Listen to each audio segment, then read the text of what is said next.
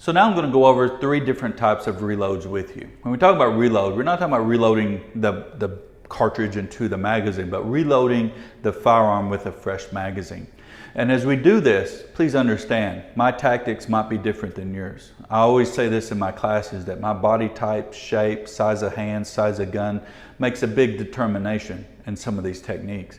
I'm going to show you how I personally do it, and I hope it gives you some value. So the first one we're going to talk about is what I call a speed reload. There are lots of other names, and there's some people call it an administrative and different things. I just call it a speed because I want to use a name that emphasizes what I'm trying to do. So when we're here, we're going to load an empty mag, okay? And let's say I'm engaging in a threat. Maybe I shot 7, 8, 9 times.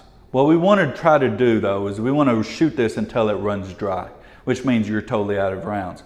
However, there is a time where maybe you incapacitated someone, you got a few seconds, you shot 7, 8 times, you're not sure, you want to go ahead and top that off with a fresh mag. Maybe you're getting some cover fire from someone else and you got a little bit of time to do this, so I'm going to show you how I do it. Number one, you'll see a lot of people doing different things. I see a lot of people when they do a mag change, they'll flip it up, different things. I understand this about getting it in your workspace and being able to access this easily. However, if you were a bad guy and you saw me do this, what does that tell the bad guy?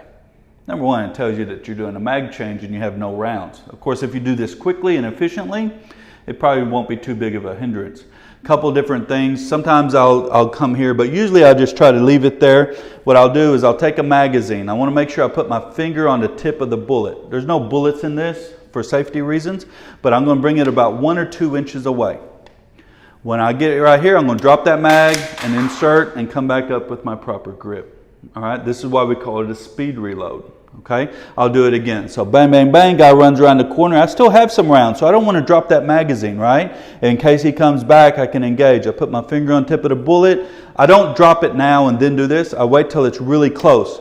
That magazine dropping also helped my eyes figure out my depth perception, slam it in there, come back up on that firearm, thumbs forward, re-engaging. That's how I do my speed reload. I hope that gives you some insights on how it's done.